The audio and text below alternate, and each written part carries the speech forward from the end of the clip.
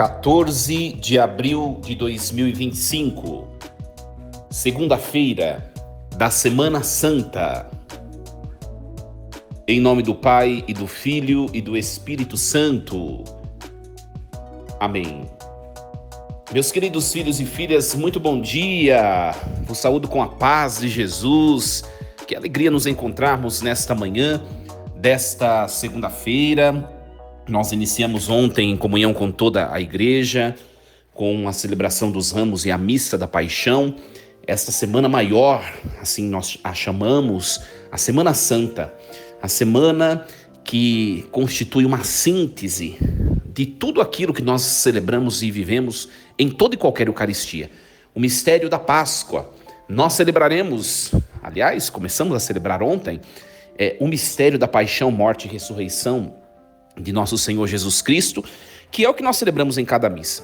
Então, sendo a semana maior da nossa fé, nós devemos exigir de nós mesmos uma fiel participação nas celebrações litúrgicas, como também nas celebrações paralitúrgicas, né? Há tantas paróquias ao longo de todo o mundo que realiza tantas devoções nessa semana. Participemos, né? Sem reservas, com generosidade de tempo, para que de fato o mistério da paixão do Senhor possa se configurar a nós e nós a Ele, e nós possamos perceber que a nossa vida também ela perpassa pelos mesmos passos, né, que Jesus assim viveu e percorreu. Louvado seja Deus. Queridos, nesta segunda-feira a igreja nos propõe como primeira leitura na liturgia a leitura do livro do profeta Isaías, o capítulo 42, versículos do 1 ao 7. Eis o meu servo, eu o recebo. Eis o meu eleito, nele se compraz minha alma. Pus meu espírito sobre ele. Ele promoverá o julgamento das nações. Ele não clama nem levanta voz, nem se faz ouvir pelas ruas. Não quebra uma cana rachada, nem apaga um pavio que ainda fumega, mas promoverá o julgamento para obter a verdade. Não esmorecerá, nem se deixará bater, enquanto não estabelecer a justiça na terra. Os países distantes esperam seus ensinamentos.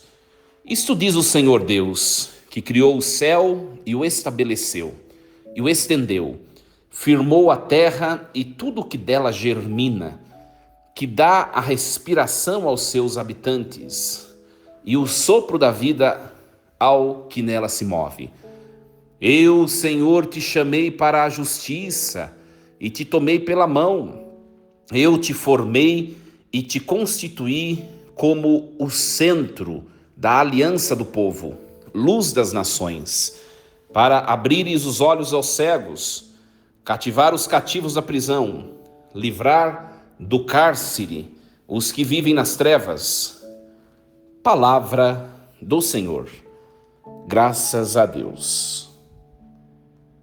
Meus queridos, este capítulo 42 do livro de Isaías é o que nós chamamos de primeiro cântico do servo sofredor, ou do servo de Javé.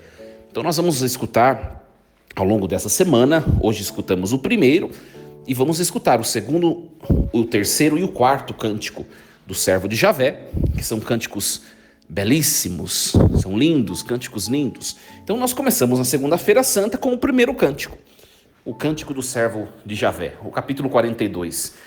Algumas coisas para nós tomarmos para a nossa vida prática, pessoal, né?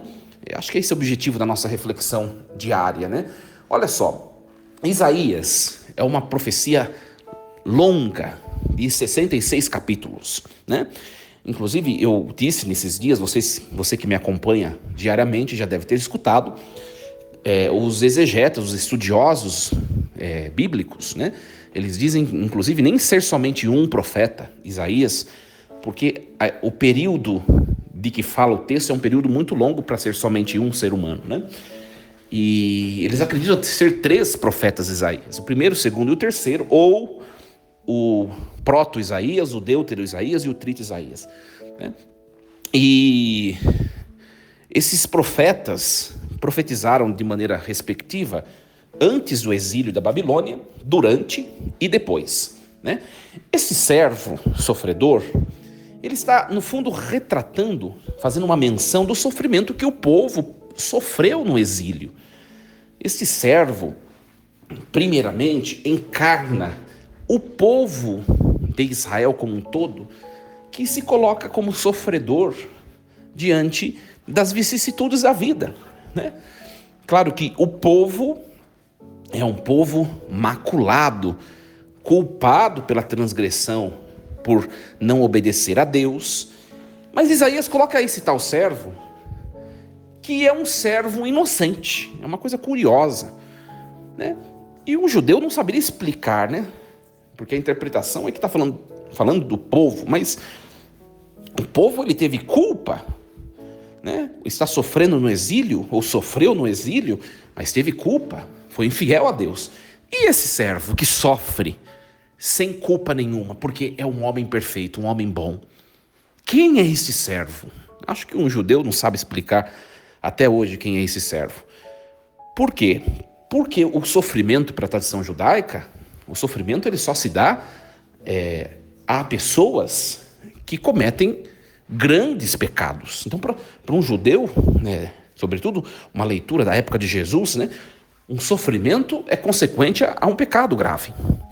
Mas se esse homem é inocente, como está sofrendo? Como explicar isso? É claro que nós, cristãos, que temos a plenitude da revelação, nós sabemos que mesmo 6 séculos antes, Isaías, pelas mãos do Espírito Santo, que também escreve a Escritura, Isaías está falando de Jesus de Nazaré, que é o Filho eterno de Deus que se fez homem, né? Um homem perfeito, sem pecados, mas que carrega nas costas o sofrimento para o benefício dos outros, para o benefício dos homens. Eis o meu servo, eu o recebo. Eis o meu eleito, nele se compraz minha alma. Pus o meu espírito sobre ele e ele promoverá o julgamento das nações. Aqui o Pai falando desse tal servo, né? É claro que um judeu não entende e não aceita Deus como trindade, Pai, Filho e Espírito Santo, só nós cristãos, né? Para um judeu, como também para os islâmicos, né? Deus é somente unidade, né? Divina, não é trindade de pessoas, né? Para um judeu.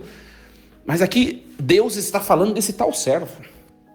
Olha, mas o Deus que é todo poderoso e perfeito, falando de um servo que está padecendo um mal, ou seja, um servo que pecou, né? Uma visão judaica, é estranho, né? Eu acho que o judeu não explica isso. Mas o Pai, no fundo, está falando de seu Filho eterno, Jesus Cristo. E ele vai falar quem é, ou melhor, né? Quem vai ser esse tal Jesus Cristo, esse tal Filho, esse tal servo, né? Olha só, ele não clama nem levanta a voz, nem se faz ouvir pelas ruas.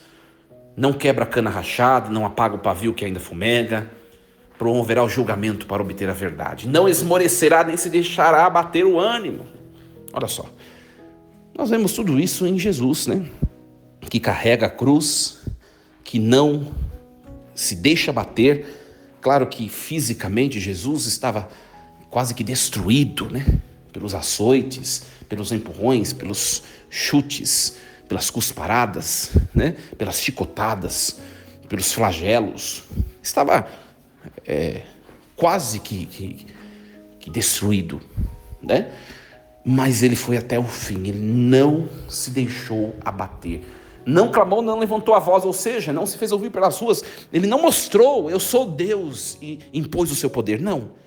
Como nós ouvimos ontem, no domingo de Ramos e da Paixão, a segunda leitura da missa da Paixão, né, que falava Filipenses, que falava do esvaziamento de Deus. Deus se esvaziou do seu poder, de tudo aquilo que ele é, da sua soberania, para se tornar esse servo aqui do texto de Isaías, obediente, silencioso. Meus queridos, nós precisamos aprender bastante com esse texto, né? Porque nós somos muito barulhentos diante do mistério do sofrimento na nossa vida, né? Quando tudo está caminhando bem, nós vivemos o silêncio, né? do deleite da vida. Quando as coisas começam a complicar, aparecem situações difíceis, nós começamos a espernear no barulho dos nossos desesperos, no barulho dos nossos julgamentos de Deus, no barulho dos nossos questionamentos. E o texto de hoje vem nos mostrar, né, que Deus, em seu Filho, né, o servo perfeito, o sofredor, ele simplesmente obedeceu e foi até o fim, não desistiu, não esperneou, não abriu a boca. Nós vamos ouvir isso na Sexta-feira Santa, né, que, se não me engano, é o 4º cântico do servo. Então, e uma coisa importante com esta fala, que eu não posso me delongar muito, eu quero encerrar a reflexão de hoje. Ele não quebra a cana rachada e nem apaga o pavio que ainda fumega. Ou seja, pavio que fumega, fica aquela luzinha em cima da vela, lembra? Sabe? Em cima do pavio. Nós já apagamos, mas a luzinha continua. Há esperança ainda dessa vela reacender. Deus, ele tem esperança em nós. Mesmo que passamos por problemas super complicados, mesmo que a vida às vezes vá perdendo a sua claridade, a sua beleza, a sua luz pelos acontecimentos, mesmo se aconteceram coisas horríveis na nossa caminhada, não sei o que você que está me escutando tem vivido ou viveu.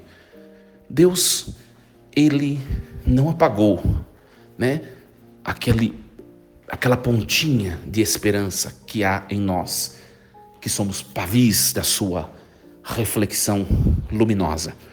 Deus tem esperança em nós e nós também precisamos ter. Portanto, alegria. O Senhor, Deus, Pai, não enviou seu Filho para sofrer tudo o que sofreu por nós à toa, minha gente. Nos sintamos amados por Deus, queridos por Deus, privilegiados. Ele morreu por mim e por você. Tudo que ele enfrentou nesses passos de Calvário, nesses dias, não foi pelos anjos, não foi por outras criaturas, foi por nós, por mim, por você. Alegria. Vivamos de maneira intensa essa Semana Santa, que Deus nos ajude e que possa produzir muitos frutos de conversão, muitos frutos espirituais em nós e nossas famílias. Uma excelente Semana Santa, boa segunda-feira, um dia abençoado por Deus. Força e coragem. Em nome do Pai, do Filho e do Espírito Santo. Amém. E lembremos-nos sempre, Deus está no comando de tudo.